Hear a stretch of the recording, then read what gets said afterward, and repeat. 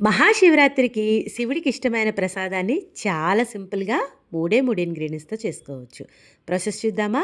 ఒక కప్పు నిండా గోధుమ పిండిని తీసుకోండి. గోధుమ పిండిని ఇలా కప్‌తో మెజర్ చేసుకోండి. అదే కప్‌తో ఒక కప్పు దాకా బెల్లం తురుము గాని, బెల్లం పౌడర్ గాని వేసుకోండి. ఒక కప్పు బెల్లం పౌడర్‌కి 2 కప్పుల దాకా నీళ్లు వేసుకుంటే సరిపోతుంది. బెల్లం ఎటువంటి పాకం రానవసరం లేదండి. ఇలా బబుల్స్ వస్తూ మరిగిన తర్వాత స్టవ్ ఆఫ్ చేయండి.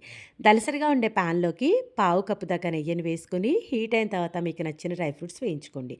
నేనిక్కడ జీడిపప్పు, కిస్మిస్ వేయించుకున్నా. వీలైతే ఆవ నెయ్యి వేసుకోండి, ఇంకా శ్రేష్టకరం. చూస్తున్నారు కదా, ఇలా నేతిలో జీడిపప్పుని, కిస్మిస్‌ని వేయించుకున్న తర్వాత ఒక బౌల్‌లోకి తీసేసుకోవాలి. అదే నేతిలోకి పక్కన పెట్టుకున్న గోధుమ పిండిని వేసుకొని ఫ్లేమ్‌ని లో ఫ్లేమ్‌లో పెట్టుకొని నేతిలో గోధుమ పిండిని దోరగా కలర్ చేంజ్ అయ్యే వరకు ఫ్రై చేసుకోవాలి. ఇది వేయించుకునేటప్పుడు మనకి కమ్మటి వాసన వస్తుంది. గోధుమ పిండిపై ఉన్న కలర్ కూడా చేంజ్ అవుతుంది. ఇలా బ్రౌన్ కలర్ వచ్చే వరకు లో ఫ్లేమ్‌లో ఫ్రై చేయండి. ఇలా బ్రౌన్ కలర్ వచ్చిన తర్వాత పక్కన పెట్టుకున్న బెల్లం పాకాన్ని ఫిల్టర్ చేసుకోండి. ఫిల్టర్ చేసేటప్పుడు ఫ్లేమ్‌ని లో ఫ్లేమ్‌లోనే పెట్టుకోండి. వెంటనే బాగా గరిటెతో కలుపుతూ ఉండండి, లేదంటే ఉండలు చుట్టేస్తుంది.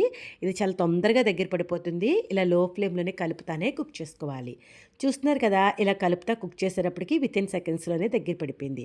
ఫ్లేవర్ కోసం కొద్దిగా ఇలాచీ పౌడర్ కూడా వేసుకొని అంతా కూడా బాగా కలిపేసుకోండి.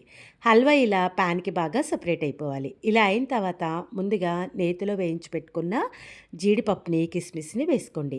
హల్వా ఎప్పుడైనా టేస్టీగా ఉండాలంటే దాంట్లో నెయ్యి ఎంత వేసుకుంటే అంత బావుంటుంది. ఇంకొక టేబుల్ స్పూన్ దాకా నెయ్యిని కూడా పైన వేసేసుకొని అంతా కూడా బాగా కలిపేసి లో ఫ్లేమ్‌లో ఇంకొక 3 నిమిషాల పాటు కలుపుతా కుక్ చేసేసుకోండి. అంతేనండి, మహాశివరాత్రి రోజున శివుడికి ఎంతో ప్రీతికరమైన ప్రసాదం అయితే రెడీ అయిపోయింది. చూస్తున్నారు కదా, ప్రసాదం తయారు చేయడం ఎంత ఈజీయో. వీడియో నచ్చితే లైక్ చేయండి, షేర్ చేయండి. మన ఛానల్‌ని సబ్స్క్రైబ్ చేసుకోవడం మర్చిపోవద్దు.